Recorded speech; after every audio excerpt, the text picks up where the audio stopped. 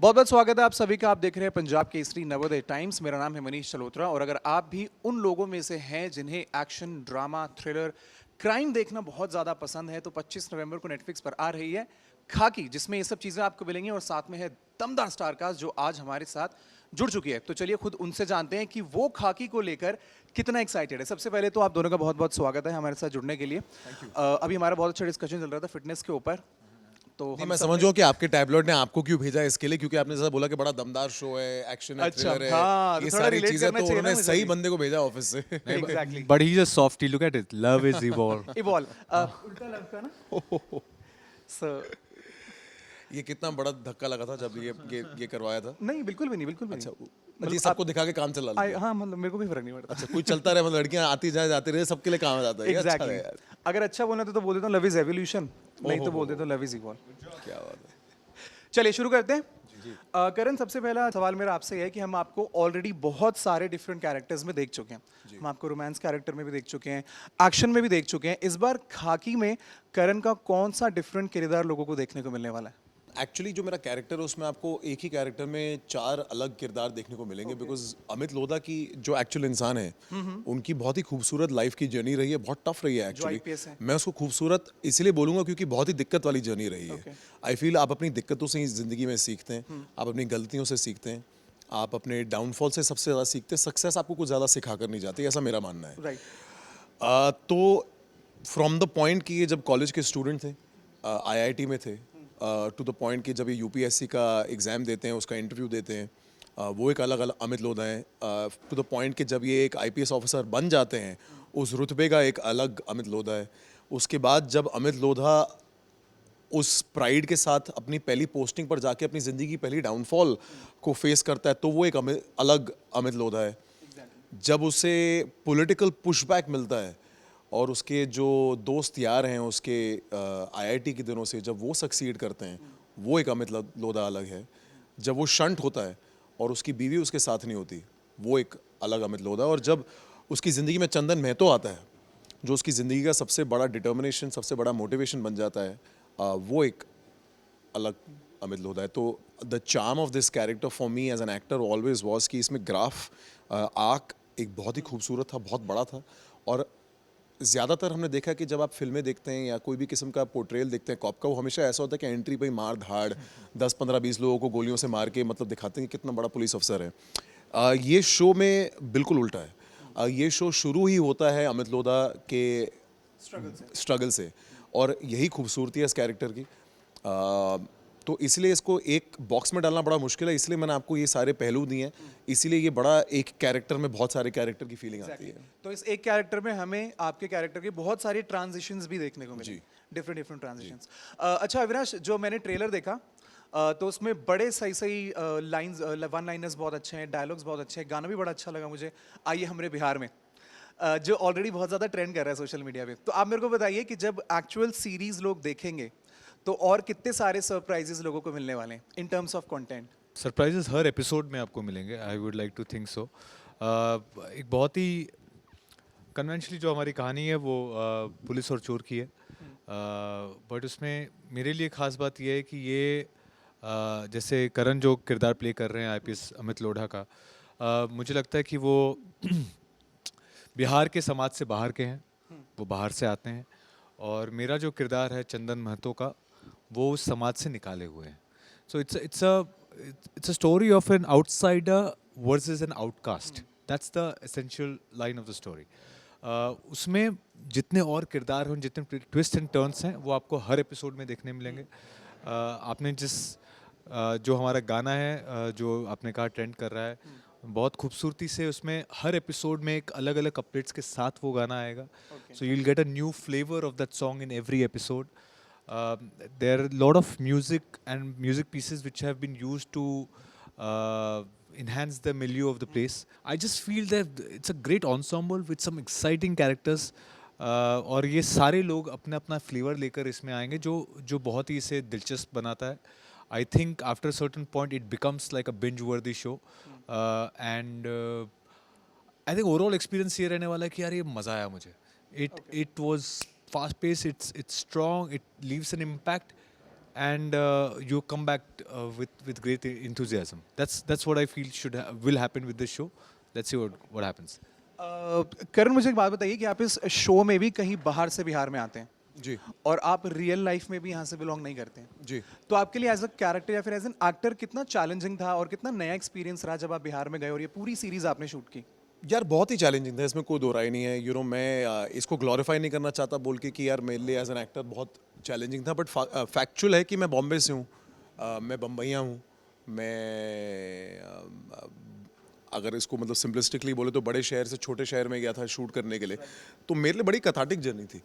और मैंने कहीं उस बात को एक्चुअली इस्तेमाल किया है अपने कैरेक्टर की स्केचिंग के लिए, क्योंकि बड़ा सिंपल है, क्योंकि अमित की भी जर्नी यही थी। अमित लोधा भी राजस्थान से थे, उनकी पोस्टिंग नालंदा, शेखपुरा, हज़ारीबाग जैसी जगहों में हुई थी, तो उनके लिए भी कुछ एक्सपीरियंस यही रहा होगा। तो वो जो फीलिंग थी उसको मैंने माइंड में रखते हुए अपने कैरेक्टर को प्ले किया, क्योंकि हमने लिखा भी उसी तरीके से है। तो कुछ चीज़ें मैंने जानबूझ के उस दिन के लिए ही छोड़ दी थी जिस दिन के लिए मुझे वो part of the character play करना पड़ेगा, बिकॉज बड़ा नेचुरल है कि मैं मतलब बम्बई हूँ। जैसा अभी हम जब गए थे, हम रांची से 6 घंटे इंटीरियर डिस्ट्रिक्ट है दाल्टनगंज, वहाँ शूट कर रहे थे। तो वहाँ पर कोई होटल की सुविधा नहीं थी, कोई लॉन्ड्री की सुविधा ही नहीं थी, जो बल्कि मतलब वो थोड़ा सा इतना टाइम से अवे है कि जो कपड़े हम लेकर गए थे, वो कपड़े जिस तरीके से वो धोते हैं एसिड में, वो भी बहुत पुराना तरीका है धोने का। तो अगर आप काला लेकर गए तो ग्रे हो जाता है पहली वॉश में ही। तो मतलब उतना डिस्टेंस है हमारे आज में और उनके आज में। तो ये चीज़ों को मैंने वहीं पर ऑब्जॉर्व किया और इन्हीं चीज़ों को वहीं पर मैंने इस्तेमाल किया। और मेरे लिए चैलेंज तो नहीं बोलूँगा, क्योंकि चैलेंजिंग करने के लिए तो आप एक्टर बनते हैं। मतलब ये आई थिंक हर एक्टर बोलेगा कि मैं अपने पिछले काम से कुछ अलग करना चाहता हूँ। तो जब आप ज़िंदगी में कुछ भी अलग करना चाहते हैं तो वो आपके करंट सिचुएशन से थोड़ा हटके होता है, हटके हर चीज़ थोड़ी सी चैलेंजिंग लगती है। बट वो चस्का यही है एक्टर का, आप कुछ हटके करना चाहते हैं तो चैलेंजिंग बन ही जाता है अपने आप में। And that is what I think we all as actors enjoy, के पहले दिन जो शूट होती है, रात को नींद नहीं आती, भूख मिट जाती है, जो पहला दिन होता है। भाई ये फैक्ट है, मैं आपको बता रहा हूँ। ये ना बहुत ही बुकिश लगता है, या ऐसा लगता है कि एक्टर सिर्फ लाइनें बोलते होंगे इंटरव्यूज़ के लिए। बट मैं आपको अपना फैक्चुअल एक्सपीरियंस बता रहा हूँ कि मुझे पता था कि what kind of a show I have signed on, और किस किस्म के अच्छे बेहतरीन आर्टिस्ट हैं। अविनाश है, जिसको everybody knows him as a very good artist. I wouldn't say as an actor और a star, but everybody knows him as an artist. We've got the star cast like you can see behind. I was like, it's a big responsibility to, take on a show for the heavy lifting. तो मुझे याद है, और ये बहुत specifically मैं कभी ज़िंदगी में नहीं भूलूंगा ये बात, क्योंकि उस रात को मैं जब सोने गया हूँ, मेरी 6 बजे का कॉल टाइम था, मैं सुबह 5:50 की मैंने घड़ी देखी है कि भाई साहब 5:50 हो गया, मैं सोया नहीं हूँ। मैं पूरी रात सोया नहीं। एंड अगर ये मैं आपको डिटेल दे सकता हूँ, मैं 11 बार बाथरूम गया था, और छोटे के लिए नहीं है, लंबे के लिए। क्योंकि मेरा पेट ख़राब हो गया नर्वसनेस से, मेरी क्योंकि you start over thinking and and the first day of my shoot was 5 of my heaviest scenes, और सिर्फ मेरा ही काम लगा था, अकेले का। वो कभी कभी होता है ना कि आपके सामने आपके को एक्टर होते तो आधा वो संभाल लेता, आधा आप संभाल लेते, तो सिर्फ मैं ही था पुलिस स्टेशन में। मेरे पुलिस स्टेशन के सारे सीन लगे, तो मैं कहा यार कुछ कोई एस्केप भी नहीं है, कुछ आ रहा नहीं, इसमें से निकलना ही पड़ेगा। हाँ, तो मतलब आपको अच्छा ही करना पड़ेगा। तो I was a tough one for me, and so it was challenging, and this is the exact thing that I think all actors wait for. So I was very very excited, and I am really happy, and I am so thankful to God, quite frankly, कि आज today I am in a place where जिस जब time पर आप एक project sign करते हैं, वो शूट होने जाता है, वो एडिट होता है, रिलीज़ होता है, एक एक्टर की जान निकली रहती है, क्योंकि किसी भी टाइम पर कोई भी चीज़ अगर गलत हो जाए तो ये प्रोसेस रिलीज़ तक पहुंचता नहीं है। और मैं बहुत ही थैंकफुल हूँ गॉड का कि फाइनली ये दिन आ गया। चलिए, बेस्ट ऑफ लक। अच्छा, चैलेंजेस से मुझे याद आया कि हमने पढ़ा कि आपकी मूवी के शूट के दौरान भी कोविड वेव ने हिट किया हुआ था, राइट? तो उस समय में कितना मुश्किल था आप लोगों के लिए, कितना चैलेंजिंग था as a team, as an artist या फिर एज अ क्रू, कि वहाँ पे एडजस्ट करना और उन सारे सर्कमस्टांसेस में भी शूट करना? आई थिंक क्रू के लिए काफ़ी डिफिकल्ट था। Production wise I think it would be very very difficult, because 250-300 के आसपास लोग थे जो बॉम्बे से झारखंड ट्रैवल कर रहे थे एंड अप एंड डाउन कर रहे थे। During Covid time the travel restrictions were very high, there are a lot of things, there were a lot of protocols to be followed, and to maintain that in a space like Daltonganj where we didn't have the resources, all the resources available, it was a difficult task for the crew. and that you feel immensely proud of, that when you are on a set and you feel everyone who's turned up that day is giving their all to make it happen. I think there is no bigger feeling that you can have, because कई बार होता है आप कर रहे हैं, बाकी चार लोग interested ही नहीं है यहाँ पे. When everyone puts in is when you realize that everyone sees value to it. Right. It gives you a subconscious understanding that this is of some importance. There are a lot of things at stake here. So I think that feeling was very, very essential. I came back with a lot of pride for this show. तो finally कितना excited आप लोग 25 नवंबर के लिए? क्या बोलना चाहते हैं आप लोगों से, व्यूअर्स से? Most definitely excited. I think कोई एक्टर ऐसा नहीं होगा जो बोलेगा मैं अपने काम के लिए एक्साइटेड नहीं हूँ.